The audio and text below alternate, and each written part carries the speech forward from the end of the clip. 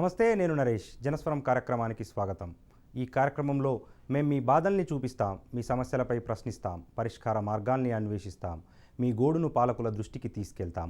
మాకు రాజకీయాలు లేవు, ఎలాంటి రహస్యాలు లేవు. ప్రజా సమస్యలే ఎజెండాగా, ప్రజా శ్రేయస్సే లక్ష్యంగా జనస్వరం కొనసాగుతోంది. ఛానళ్ల రేటింగ్ల కోసమో, పొలిటికల్ లీడర్ల ఫైటింగ్ల కోసమో మా చర్చలుండవు. సామాన్యుడి సాధక బాధకాలే మా అంశాలు. ప్రజల కోసం నిర్భయంగా గలమెత్తుతాం, పాలకులకు వారధిగా ఉంటాం.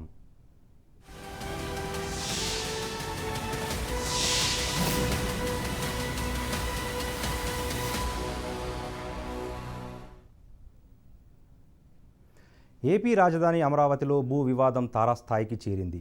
ఏసీబీ దర్యాప్తు దాటుకొని సిబిఐ విచారణ దిశలో దర్యాప్తు కొనసాగుతోంది. భూ సమీకరణలో అక్రమాలు జరిగాయని, వాటిని నిగ్గు తేల్చేందుకు దర్యాప్తు సంస్థలు వేగం పెంచగా, రాజకీయ వేధింపులకు గురిచేసేందుకే ప్రభుత్వం ఇలా వ్యవహరిస్తోందని ప్రతిపక్ష టీడీపీ ఆరోపిస్తోంది. నిజంగా అమరావతిలో ఇన్సైడర్ ట్రేడింగ్ జరిగిందా? జరిగితే నిజాలు ఎందుకు బయటకు రావడం లేదు? దర్యాప్తు సంస్థల సంఖ్యను పెంచడం ద్వారా ఏపీ సర్కార్ ఏం చేయాలనుకుంటోంది? విమర్శలు ప్రతివిమర్శల నడుమ రాజధాని రైతులు ఏమంటున్నారు? ఏపీలో జరుగుతున్న భూ ప్రకంపనలపై ఇవాల్టి జనస్వరం. ఏపీలో భూ ప్రకంపనలు తారస్థాయికి చేరాయి. తాజాగా ఏసీపీని కూడా ఏపీ ప్రభుత్వం రంగంలోకి దించింది. ఈరోజు ఏపీ ప్రభుత్వం చంద్రబాబు ప్రభుత్వంలో అంటే టీడీపీ గత ప్రభుత్వ హయాంలో అడిషనల్ అడ్వకేట్ జనరల్గా కొంతకాలం పనిచేసి ఆ తర్వాత అడ్వకేట్ జనరల్గా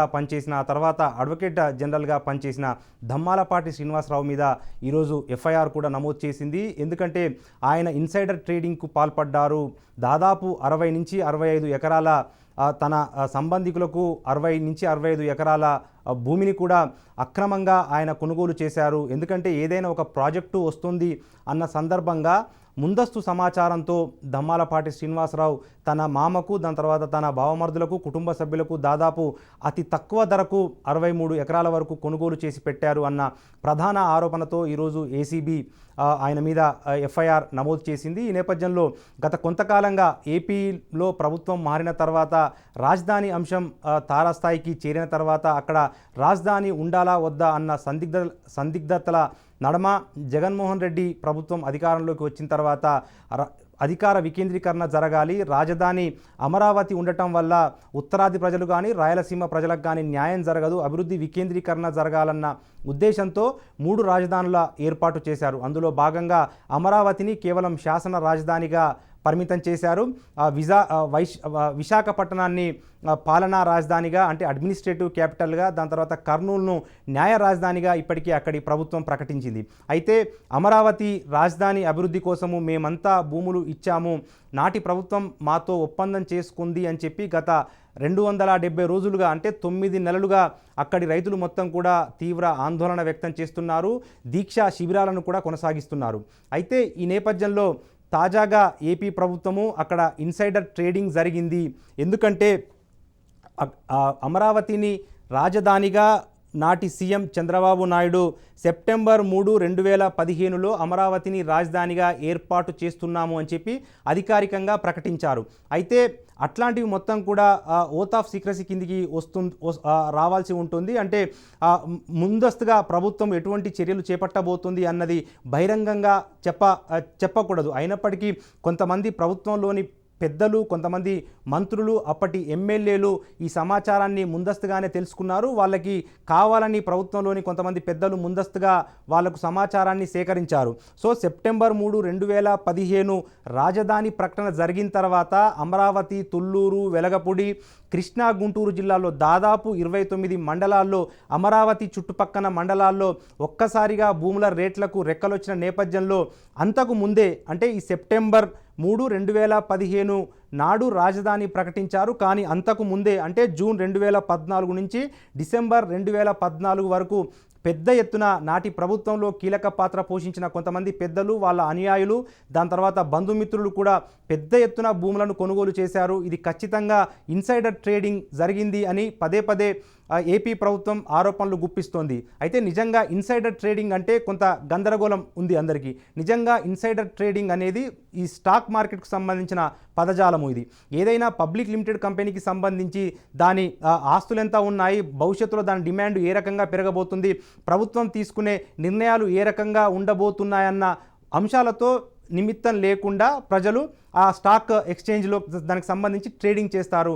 కానీ ప్రభుత్వ భవిష్యత్ నిర్ణయాలు, దాని తర్వాత ఆ కంపెనీ ఏ రకంగా అభివృద్ధి చెందబోతుంది, కంపెనీ నిర్ణయాలు ఏ రకంగా ఉండబోతున్నాయి, కంపెనీ భవిష్యత్తు ఏ రకంగా ఉండబోతోంది అన్న సమాచారాన్ని, అదంతా రహస్యము. సో అటువంటి రహస్య సమాచారాన్ని ముందస్తుగానే అందులో కొంతమంది పెద్దలు, కొంతమంది వ్యక్తులు తెలుసుకొని అనుగుణంగా పెట్టుబడులు పెట్టడాన్నే ఇన్సైడర్ ట్రేడింగ్ అంటారు. సో అదే విధానాన్ని రాజధాని అమరావతికి సంబంధించి భూ సమీకరణ సందర్భంగా ఇటువంటి అక్రమాలకు పాల్పడ్డారు, ఇన్సైడర్ ట్రేడింగ్కి పాల్పడ్డారు. నిజంగా ఓత్ ఆఫ్ సీక్రసీని, అంటే ఏదైనా పదవి చేపట్టినప్పుడు రాగద్వేషాలకు అతీతంగా మేము పనిచేస్తాము, అధికారానికి సంబంధించి పాలనకు సంబంధించిన ఎటువంటి సమాచారాన్ని తెలిసి కానీ తెలియక కానీ బహిరంగ పరచము అని చెప్పి కూడా అందరూ ప్రమాణ స్వీకారం చేస్తారు. సో అటువంటి ఓత్ ఆఫ్ సీక్రసీని కూడా ఉల్లంఘించి కావాలని ప్రభుత్వంలోని కొంతమంది మంత్రులు, పెద్దలు సమాచారాన్ని ముందస్తుగా తమకు సంబంధికులకు చేరవేశారు. అనుగుణంగా అమరావతి చుట్టుపక్కల ప్రాంతంలో అతి తక్కువ రేట్లకు భూములను రాజధాని ప్రకటన కంటే ముందుగానే అత్యంత తక్కువ ధరలకు భూములను కొనుగోలు చేశారు.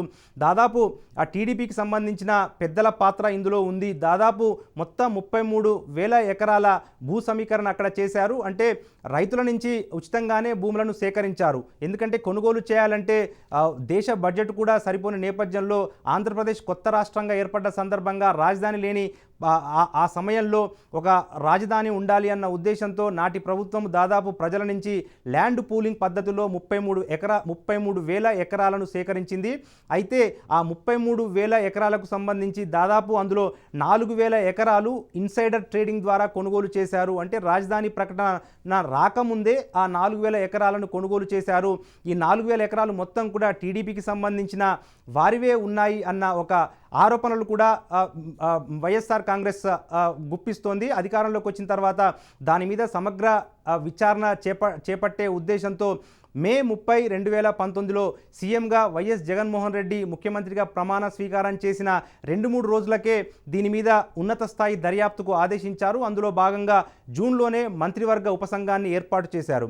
ఆ రాష్ట్రంలో ఫైనాన్స్ శాఖ మంత్రిగా, అంటే ఆర్థిక శాఖ మంత్రిగా ఉన్న బుగ్గన రాజేంద్రనాథ్ రెడ్డి నేతృత్వంలో ఒక మంత్రివర్గ ఉపసంఘాన్ని ఏర్పాటు చేశారు. ప్రాథమికంగా మంత్రివర్గ ఉపసంఘం దాదాపు 3-4 నెలల పాటు విస్తృతంగా పర్యటించి క్షేత్రస్థాయిలో అభిప్రాయాలు తెలుసుకుని దాని తర్వాత రాజధాని ప్రకటన ముందు జరిగిన రిజిస్ట్రేషన్స్ కానీ లావాదేవీలను మొత్తం కూడా క్షుణ్ణంగా అధ్యయనం చేసిన తర్వాత ప్రాథమికంగా ఒక నిర్ధారణకు వచ్చింది. అదేంటంటే ఖచ్చితంగా అక్కడ ఇన్సైడర్ ట్రేడింగ్ జరిగింది. టీడీపీకి సంబంధించి నాటి మంత్రులుగా పనిచేసిన నారాయణ కానీ, ప్రత్తిపాటి పుల్లారావు కానీ, పరిటాల సునీత కానీ, ఇటువంటి అందరికీ కూడా ఈ ఇన్సైడర్ ట్రేడింగ్లో భాగస్వామ్యం ఉంది. సో ఖచ్చితంగా ఇది అక్రమాల కిందకే వస్తుంది. కాబట్టి దీని మీద ఉన్నత స్థాయి దర్యాప్తును చేపట్టేందుకు మంత్రివర్గ ఉపసంఘం సిఫార్సు మేరకు ఆ రాష్ట్ర ప్రభుత్వం, అంటే జగన్మోహన్ రెడ్డి సర్కార్ ఒక సిట్టును కూడా ఏర్పాటు చేసింది, స్పెషల్ ఇన్వెస్టిగేషన్ టీమ్. సో దీనికి సంబంధించి డిఐజీ ఇంటెలిజెన్స్ కొల్లి రఘురామారెడ్డి నేతృత్వంలో ఈ సిట్ను కూడా ఏర్పాటు చేసింది. అయితే ఈ సిట్టు విచారణ చేస్తున్న సందర్భంగా మరింత లోతుగా దర్యాప్తు చేస్తున్న సందర్భంలోనే పెద్ద ఎత్తున కూడా అక్రమాలు బయటకు వచ్చినట్టుగా కూడా ఆరోపణలు వెల్లువెత్తాయి. సో ఈ నేపథ్యంలో అసలు ఏం జరిగింది, ఇన్సైడర్ ట్రేడింగ్కు సంబంధించి మంత్రివర్గ ఉపసంఘం ఏం తేల్చింది అన్న అంశాలకు సంబంధించి కూడా ఏపీ అసెంబ్లీలో సుదీర్ఘంగా చర్చ జరిగింది. దాదాపు కొన్ని పేర్లను కూడా మంత్రివర్గ ఉపసంఘం బయటపెట్టింది. సో ఆ ధర్మిలా దీనికి సంబంధించి అక్కడ రాష్ట్ర ప్రభుత్వము, ఎందుకంటే ఇది కేవలం రాష్ట్రానికి సంబంధించిన అంశం కాదు, కొంతమంది ఇక్కడ రాష్ట్రానికి సంబంధించి కొంతమంది పెద్దలు ఇన్సైడర్ ట్రేడింగ్ ద్వారా లబ్ధి పొందిన మొత్తాలను కూడా ఇతర రాష్ట్రాలకు చేరవేశారు, ఇతర దేశాలకు కూడా మనీ లాండరింగ్ చేశారు అన్న ఉద్దేశంతో ఈడీని కూడా అక్కడి రాష్ట్ర ప్రభుత్వం అప్రోచ్ చేసింది. అనుగుణంగా ఈడీ కూడా కేసులు నమోదు చేసి ఈ ఇన్సైడర్ ట్రేడింగ్ మీద, మనీ లాండరింగ్ మీద దర్యాప్తు ముమ్మరం చేస్తున్న సందర్భంలోనే తాజాగా ఏపీ ప్రభుత్వం సిబిఐ విచారణను కూడా కోరింది. అందులో భాగంగా మంత్రివర్గం ఒక తీర్మానం కూడా చేసింది. సో సిబిఐని ఆహ్వానిస్తూ మంత్రివర్గం తీర్మానం చేసిన తర్వాత తాజాగా పార్లమెంట్ సమావేశాల్లో కూడా వైసీపీ ఎంపీలు పెద్ద ఎత్తున కూడా నిరసనలు వ్యక్తం చేస్తున్న సందర్భాన్ని మనం చూస్తున్నాము. సో నిజంగా ఇన్సైడర్ ట్రేడింగ్కు సంబంధించి అక్కడ రాజకీయ దుమారం ఏ రకంగా ఉంది, అధికార పక్షం ఏమంటుంది, దానికి సంబంధించి విపక్షాలు ఎట్లా కౌంటర్ ఇస్తున్నాయన్న ఆ విషయాన్ని వారి మాటల్లోనే మనం విందాం.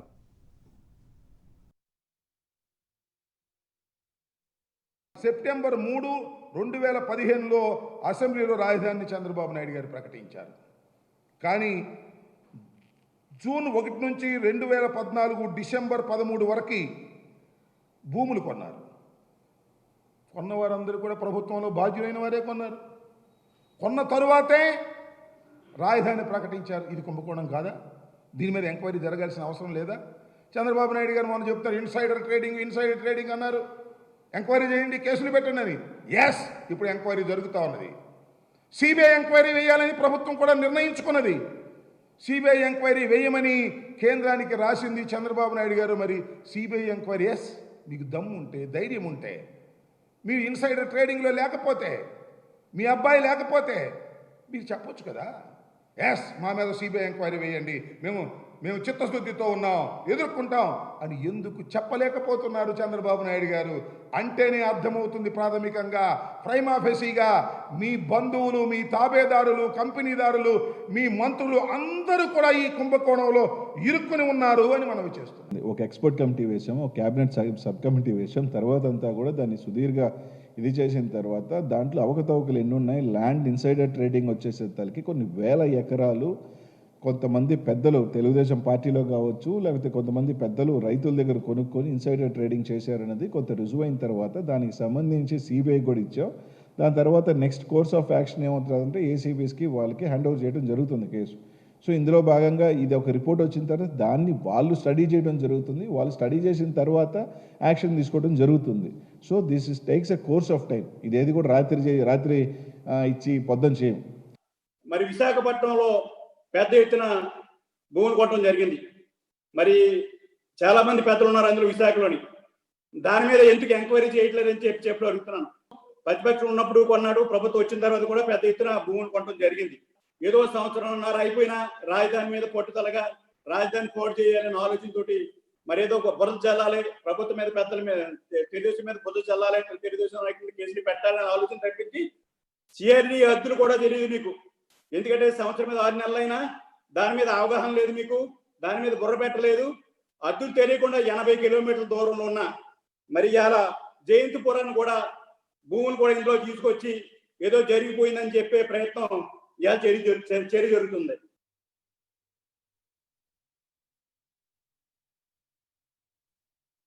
అమరావతి కేసు సిబిఐకి ఇచ్చారు, ఓకే అండి, దానికి అభ్యంతరం ఏమి లేదు.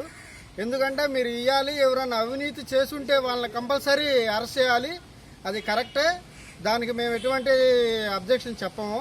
కానీ ఎవరో చేశారు అని నిరూపణ అయితే ఒక 10 మందో 15 మందో 5గురో వాళ్ళ కోసం మీరు అమరావతిని ఆగం చేయొద్దండి.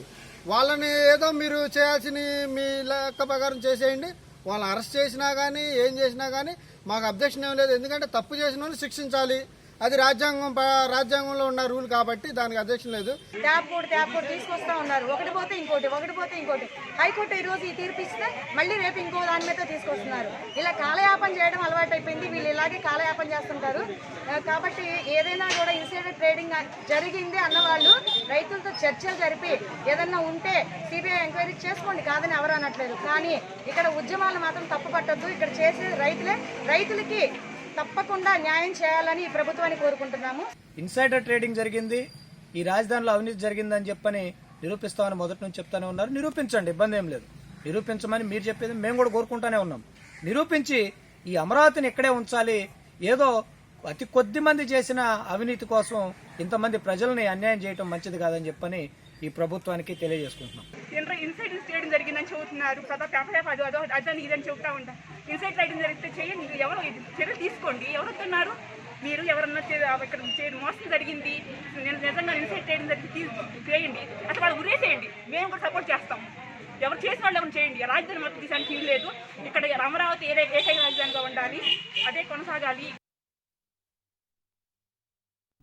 అయితే ఈ ఇన్సైడర్ ట్రేడింగ్ పెద్ద కుంభకోణంగా ఉంది కాబట్టి దీని మీద ఏకకాలంలో దాదాపు 5 విచారణ సంస్థలతో కూడా ఏపీ ప్రభుత్వం దర్యాప్తు ప్రారంభించింది.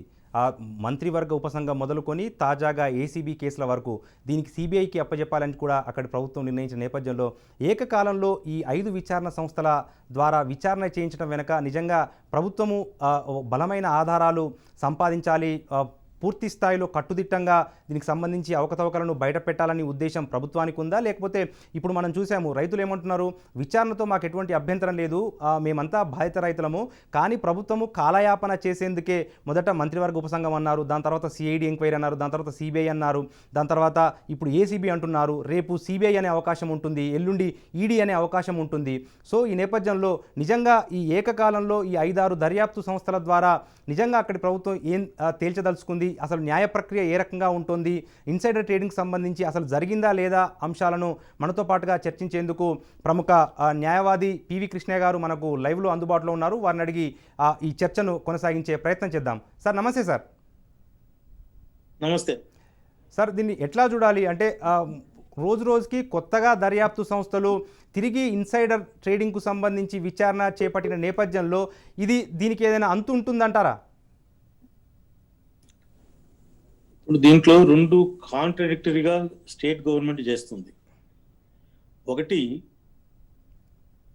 వాళ్ళు అమరావతి క్యాపిటల్ షిఫ్ట్ చేయాలని చెప్పి వాళ్ళు ఎనాక్ట్మెంట్ కూడా తీసుకొచ్చారు. అవును, అమరావతి క్యాపిటల్ కాదు, అమరావతి నుంచి వైజాగ్ క్యాపిటల్ అవుతుంది, executive capital, administrative capital, judicial capital Kurnool, అవును, ఓన్లీ లెజిస్లేటివ్ క్యాపిటల్ అమరావతి అన్నారు. ఇప్పుడు వాళ్ళు అసలు క్యాపిటల్లే అక్కడి నుంచి తీసేస్తున్నప్పుడు ఇంకా inside trading out side trading అనేది ఇష్యూని అవసరం లేదు కదా. అవును, జనరల్ గా థింక్ చేయాలంటే ఇప్పుడు ఒకవేళ అక్కడే ఉంది, అమరావతి అక్కడే ఉంది, అయినా కూడా ఇన్సైడ్ ట్రేడింగ్ జరిగి కొంతమంది లబ్ధి పొందారు. గవర్నమెంట్ లో అవకాశం ఉన్నవాళ్ళు, గవర్నమెంట్ ఇన్ఫ్లుయెన్స్ ఉన్నవాళ్ళు, గవర్నమెంట్ సీక్రెట్ తెలుసుకున్న వాళ్ళు ముందుగానే తెలుసుకొని ఇక్కడ క్యాపిటల్ వస్తుందని చెప్పి ల్యాండ్స్ కొనుక్కున్నారు. అది ఏ బిజినెస్ మ్యాన్ చేసేది కూడా అదే. కొన్నిసార్లు కొన్ని సీజన్స్ లో కొన్ని ఎక్స్పెక్ట్ చేసి కొంత బిజినెస్ చేస్తారు. ఒక్కోసారి సక్సెస్ అవుద్ది, ఒక్కోసారి ఫెయిల్ అవుద్ది. ఈ విషయంలో మామూలుగా రీఆర్గనైజేషన్ యాక్ట్ ప్రకారము దాంట్లో శివరామకృష్ణన్ కమిషన్ ఇచ్చిన రిపోర్ట్ ను బేస్ చేసుకొని కూడా అమరావతి సూటబుల్ కాదని కూడా చెప్పడం జరిగింది. అవును, రామకృష్ణ కమిషన్ లో రిపోర్ట్ లో సెంట్రల్ గవర్నమెంట్ కూడా వేరే చోటగా పెట్టే అవకాశం కూడా ఉండేది. ఈ ఎంత రిస్క్ తీసుకొని కొంతమంది కొనుక్కున్నారు. సరే, వాళ్ళకి ముందే తెలిసింది, క్యాబినెట్ తో సంబంధం ఉన్న వాళ్ళు, వాళ్ళ బంధువులు, వాళ్ళ ఫ్రెండ్స్, వాళ్ళ వెల్ విషర్స్ కి ముందుగానే లీక్ చేసి ఇక్కడ కొనుక్కోండి, మీకు ఇది రేటు పెరుగుతుంది, బాగుంటుంది అని చెప్పి చేశారు. ఇన్క్లూడింగ్ క్యాబినెట్ మినిస్టర్స్, సీఎం కూడా చేశాడు. ఓకే, ఇది ఇన్సైడ్ ట్రేడింగ్ అని చెప్పి దీంట్లో ఎంక్వైరీలు ఇవన్నీ జరుగుతున్నారు. ఇది అందరికీ తెలిసిన ఓపెన్ సీక్రెటే. అవును, అయితే ఇక్కడ మీరు అడిగిన దానికి ఇప్పుడు ఎంక్వైరీసు, ఈ CBCID enquiry, CBI enquiry, ACB enquiry అని జరుగుతున్నాయి కదా. దీంట్లో ఈ అన్ని అలిగేషన్స్ తోటి ఇదంతా కూడా ఒక అఫెన్స్ అవుతుందా కాదా?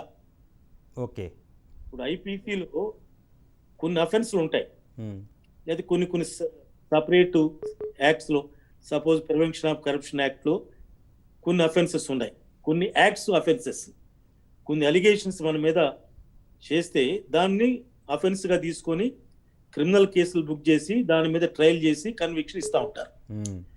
ఇప్పుడు ఇన్సైడ్ ట్రేడింగ్ అనేది ఏ చట్టం కింద అఫెన్స్? ఫండమెంటల్ గా చూడండి, ఈ గవర్నమెంట్ పెద్ద ఏదో సామెత చెప్తారు, కొండను దువ్వి ఎలుకను పట్టారని. దీంట్లో ఏ విధంగా అఫెన్స్ చెప్పండి? వాళ్ళు ఒక బిజినెస్ ఎక్స్పెక్ట్ చేశారో, అది వాళ్ళకి తెలుసో లేదో, ముందు అనుకుందో, క్యాబినెట్ చేంజ్ చేయొచ్చు, what ever it may be. ఇది ఏ విధంగా అఫెన్స్? సిబిఐకి రెఫర్ చేశారు. సిబిఐ ఏం కేసు ఎంక్వైరీ చేస్తే చెప్పండి?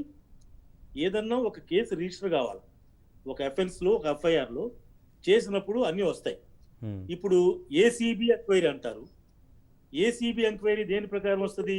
ప్రివెన్షన్ ఆఫ్ కరప్షన్ యాక్ట్ కింద ఏదైనా అఫెన్స్ ఉంటే ఏసీబీ వాళ్ళు ఎంక్వైరీ చేస్తారు, ఇన్వెస్టిగేషన్. ఇది ఏ విధంగా ఏసీబీకి సంబంధించింది చెప్పండి? Public servants, corruption, bribe, dispose assets ఇవన్నీ వస్తే ప్రివెన్షన్ ఆఫ్ కరప్షన్ యాక్ట్ కింద వస్తుంది. అవును. ఎవరో కొంతమంది ఇండివిజువల్ కొంతమంది దగ్గర భూములు కొనుక్కుంటే అది అఫెన్స్ ఎలా అవుతుంది చెప్పండి? అది మోరల్ గా కరెక్ట్ కాదు. అయితే సార్ ప్రధానంగా గవర్నమెంట్లో ప్రధానంగా ప్రభుత్వం చెప్తుంది ఏంటంటే, అధికారంలో ఉన్నప్పుడు అధికారాన్ని అడ్డు పెట్టుకొని ఓత్ ఆఫ్ సీక్రసీని కూడా ఉల్లంఘించి కావాలని ముందుగానే లీక్ చేయడం ద్వారా ప్రభుత్వం అక్రమాలకు పాల్పడింది, మంత్రులకు కూడా అందులో పాత్ర ఉంది. ఏకంగా ఈరోజు ఏసీబీ ఛార్జ్షీట్ దాఖలు చేసిన సందర్భంగా హైకోర్టుకు ఒక నివేదిక కూడా సమర్పించింది, అఫిడవిట్ సమర్పించింది. అందులో ఏకంగా నాటి ముఖ్యమంత్రి చంద్రబాబు నాయుడిని కూడా ఆ పాత్రను కూడా తేల్చే ఉద్దేశాన్ని కూడా ఏసీబీ తన అఫిడవిట్లో బయటపెట్టింది కదా. అవును, నేను అదే చెప్తున్నాను. ఇప్పుడు ఇవన్నీ కూడా మోరల్ గా చేసి వండుకుని ఉండాలి. కానీ ఇప్పుడు ఏ రాజకీయ నాయకులు వాళ్ళంత నిస్వార్థంగా చేస్తున్నారు? దానికి అట్లా చేయకూడదని చట్టాలు ఉండాలి. ఇప్పుడు ఏసీబీ వాళ్ళు ఛార్జ్ షీట్ ఏమని ఫైల్ చేస్తారు? కేసే రిజిస్టర్ కాలేదు, కాకపోతే హైకోర్టులో కౌంటర్ అఫిడవిట్ వాళ్ళు ఇచ్చిన జీవోల్ని ఛాలెంజ్ చేసినప్పుడు కౌంటర్ అఫిడవిట్ లో ఎన్ని చేసి ఉండొచ్చు. అది చేసినంత మాత్రాన అది అఫెన్స్ కావాలి కదా. ఫండమెంటల్ గా వాట్ ఈస్ ద అఫెన్స్? ఒక మర్డర్ చేశాడు 302 అంటారు, చీటింగ్ చేశారు 420 అంటారు, ఇట్లా చాలా రేప్ చేశారు 370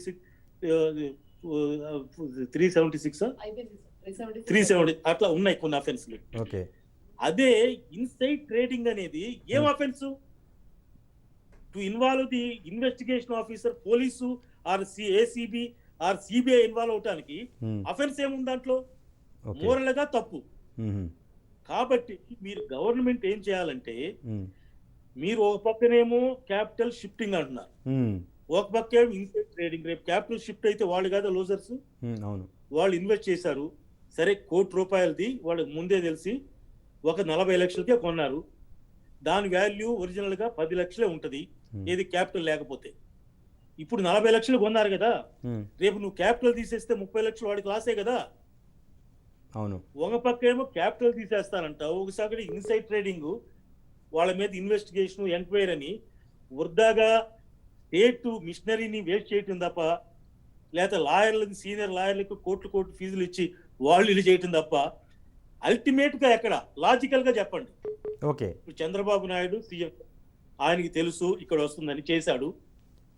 కొన్ని వాళ్ళకి తెలిసి చేస్తున్నారు, అది చేయకూడదు, వాళ్ళ అవకాశాన్ని ఉపయోగించుకున్నారు. సరే చంద్రబాబు నాయుడు గారే చేయలేదు, ఇంకోరెవరో చేస్తారు. ఇప్పుడు మన షేర్ మార్కెట్ లో ముందుగానే ఎక్స్పెక్ట్ చేస్తారు. మీరు జరుపుతుంటారు కదా, కుటుంబరావు గారు ఇదంతా వచ్చి ఇది పెరుగుతుంది తగ్గుతుందని, వాళ్ళ అంచనా ప్రకారం కొన్ని కొంటారు చేస్తారు. ఇక్కడ కూడా ఒక క్యాపిటల్ ఇక్కడ రావచ్చు.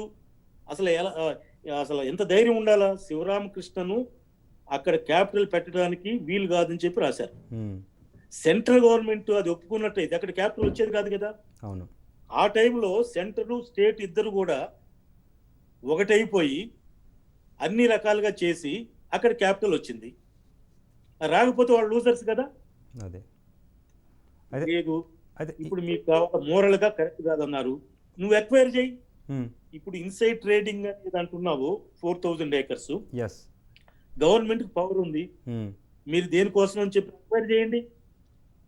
మార్కెట్ రేట్ ఇవ్వండి, లేకపోతే రిజిస్ట్రేషన్ రేట్ ఇవ్వండి, తీసేసుకోండి,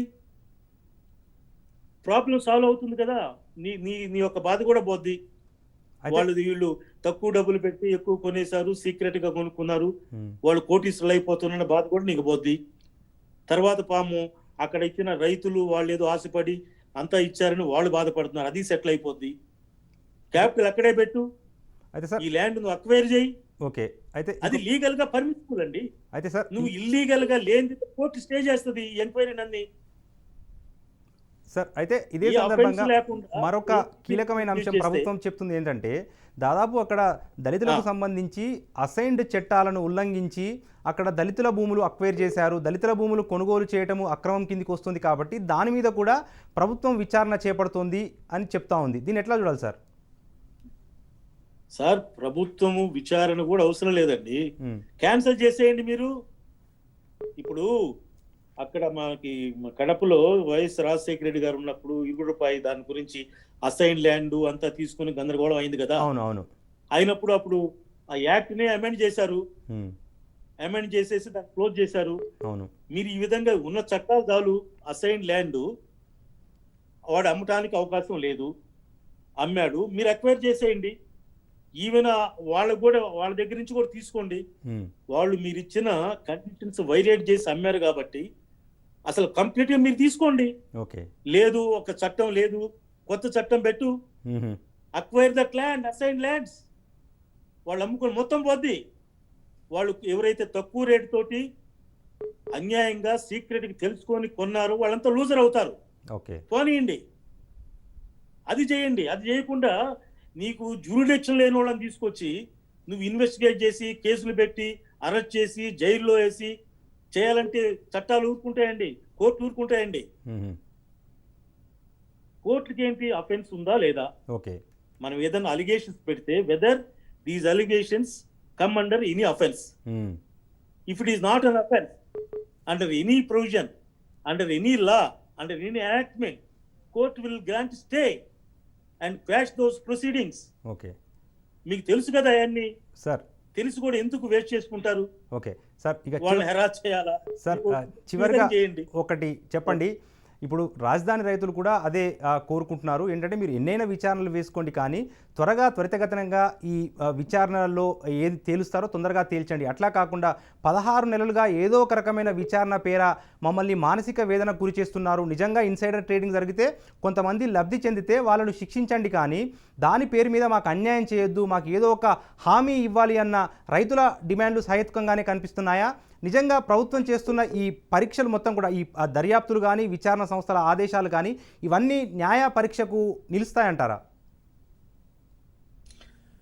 అదేనండి, ఇప్పుడు వాళ్ళు అక్కడ అవినీతి జరిగింది, దాని మీద కేసులు పెడతామన్నప్పుడు క్యాపిటల్ అక్కడే ఉంచాలి. ఓకే. క్యాపిటల్ అక్కడ ఉంచితేనే వాళ్ళ యొక్క స్టాండ్ కరెక్ట్ అవుతుంది. ఓకే. నువ్వు అసలు క్యాపిటల్ తీసేస్తే ఎక్కడ స్టాండ్ అవుతుంది? అది రైతులు అడిగేది కరెక్టే, అది చేయండి, యాక్షన్ తీసుకోండి. ఏం యాక్షన్ తీసుకుంటారు? ఏ చట్టం కింద తీసుకోవడానికి లేదు. అక్వైర్ చేసేయండి ల్యాండ్. ఇన్సైడ్ ట్రేడింగ్ ఏదో ఉందంటారు, అదంతా అక్వైర్ చేసేయండి, గవర్నమెంట్ కిందకు వచ్చేస్తుంది. ఇప్పుడు సుజనా చౌదరికి ఉందన్నారు, ఇంకోరి దగ్గర ఉందన్నారు, అది అన్నారు, ఎవరెవరో పేర్లు చెప్పారు, అందరి దగ్గర తీసుకోండి, గవర్నమెంట్కి వచ్చేస్తుంది. ఇప్పుడు ఏం కేసు పెడతారండి? ఏసీబీ వాళ్ళు ఏం కేసు పెడతారు చెప్పండి? Prevention of corruption act. Corruption ఎవరి దగ్గర కరప్షన్ తీసుకున్నారండి? రైతులు ఏమన్నా పబ్లిక్ సర్వెంటా? To attract prevention of corruption act to involve this ACB people, or purchase చేసిన ఒక రైతు ఇంకో రైతు లేకపోతే పొలిటీషియన్ లేకపోతే బిజినెస్ మ్యాన్, రియల్ ఎస్టేట్, అతను పబ్లిక్ సర్వెంటా? ఎట్లా ACB prevention of corruption act apply అవుతుంది? ఓకే. ఏసీబీ కేసులు ఎలా పెడతారు? ఇప్పుడు కొన్నిసార్లు చేయటం కరెక్ట్, అది పొలిటికల్ గా మీరు ప్రచారం చేయండి. చంద్రబాబు నాయుడుకి సీఎం చేస్తే ఆయన ఈ విధంగా సీక్రెట్స్ అంతా పెట్టి ఆయన డెవలప్ అవటానికి చేసుకున్నాడు. మీరిచ్చిన పవర్ తోటి ఆయన బంధువులు డెవలప్ అవుతున్నారు, మిత్రులు డెవలప్ అవుతున్నారు, ఎవరో విలువేషలు డెవలప్ అయ్యారు. కాబట్టి రెండోసారి ఆయన గెలవనివ్వకండి అని దాన్ని రాజకీయంగా ఉపయోగించుకోండి ఆయన చేసిన పొరపాట్లు. Okay, right sir. ఇంకొకటి సార్, చివరిగా అంతేగాని సిబిఐ విచారణ అని చెప్పి ఏపీ ప్రభుత్వం కోరుతోంది. నిజంగా సిబిఐ కన్విక్టింగ్ రేటు అత్యంత తక్కువగా ఉంటుంది. అంటే తాను చేపట్టిన దర్యాప్తులో కేవలం 3% సంబంధించిన కేసులనే విజయవంతంగా సిబిఐ పూర్తి చేస్తున్న సందర్భంగా నిజంగా సిబిఐకి ఈ కేసు అప్పగిస్తే అసలు ఏమైనా ఉపయోగం ఉంటుందంటారా? అసలు సిబిఐ ఎందుకు తీసుకుంటుందండి ఈ కేసు? అసలు ఈ ఏదైనా ఉంటే ఆంధ్రప్రదేశ్ పోలీసు చేతగాని వాళ్ళండి. చిన్నదాన్ని ఎంక్వైరీ చేసే కెపాసిటీ లేకుండా పోలీస్ డిపార్ట్మెంట్ ఉంటుందా? ఓకే. ప్రతిదానికి సిబిఐ అంటానికి పోలీసుని ఇన్సల్టింగ్ కాదా? అవును. స్టేట్ గవర్నమెంటే ఎవరైనా అడిగారు వేరే విషయం, ఓకే ఓకే మాకు బయాస్డ్ గా ఉన్నారు, వీళ్ళు ఏదో ఫేవర్ చేస్తున్నారు, ఈ పొలిటికల్ ఇన్వాల్వ్మెంట్ ఉంది, ప్రభుత్వ గవర్నమెంట్ ఇన్వాల్వ్ ఉంది, కాబట్టి సిబిఐ అన్బయాస్డ్ గా చేయండి, ఫెయిర్ గా చేయండి అన్నట్టు రీజన్ ఉంటుంది. స్టేట్ గవర్నమెంటే నీ సిబిఐ చేయంటే నీ పోలీస్ పనికిరారా? ఏదైనా ఉంటే రైట్ సార్, థ్యాంక్ యూ. చెప్పండి. Right sir, thank you. మీ సలహాలు సూచనలు మీ విశ్లేషణ అందించినందుకు రాజ్ న్యూస్కి. జనస్వరంలో భాగంగా ఈరోజు చేపట్టిన అమరావతి రైతులకు సంబంధించి ఏపీ ప్రభుత్వం చేస్తున్న చర్యలను న్యాయ నిపుణులు సమర్థించట్లేదు కొంతమంది. ఎందుకంటే ఏపీ ప్రభుత్వం చెప్తున్నట్టుగా అవినీతికి సంబంధించిన ఈ కేసులు మొత్తం కూడా న్యాయ పరీక్షకు నిలబడవు. దాంతోపాటు రైతులకు ఇప్పటికే కాలయాపన జరిగింది 16 నెలలుగా. రైతులకు ఏదైనా ఒక న్యాయం చేయాలి.